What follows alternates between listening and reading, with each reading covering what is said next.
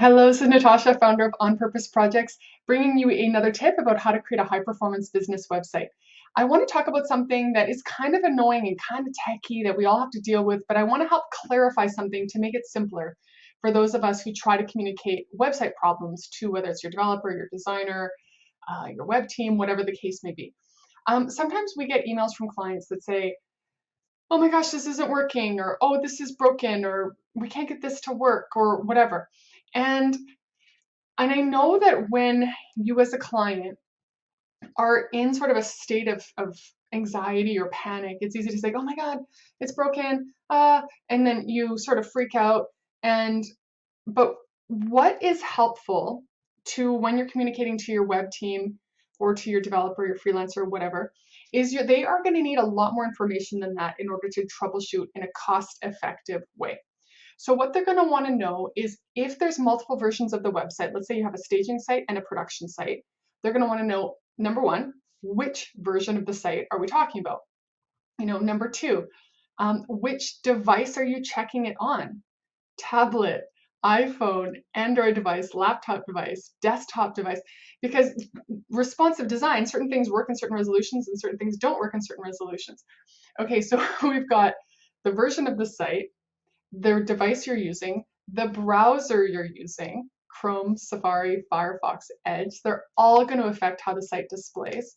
And then send a screenshot. Send something that shows exactly where the issue is. Like if you want something fixed fast, give as much direction as possible. So for example, the featured image link of this blog post is not working in my Samsung S20 in Chrome, for example, in Chrome Samsung S20, and put a screenshot and put like more instructions about, okay, what is it supposed to do? Because sometimes if you're working with someone who hasn't worked on your website before, they may or may not know what the correct style or functionality is supposed to be. They may not know. So you have to give instructions. Okay, what is supposed to be happening here? What's it supposed to look like? Where's that link supposed to go? What's it supposed to cost? What image is supposed to be there? And then that will help someone dig in immediately and troubleshoot. Like I've said before, what is not helpful is to say, the image on the blog page isn't working. That doesn't really help. So you got to be, again, let's go through it again. Number one, the version of the website, staging or production, or something else. Maybe you have three, maybe you have a dev, staging, and production. Number two, the device you're using. Very important, the device you're using. Some things work on iPhone that don't work in Android and vice versa. So we have to troubleshoot per device. The browser you're using. Send specifics, which page, which spot, which link. Just the more hunting and back and forth, the money is just going to, it's just, the edits, the time for the troubleshooting is just going to go higher. So where exactly is the problem? And then number five, what is supposed to be there? What's the correct thing? And then someone will be able to dig in fast, get it done.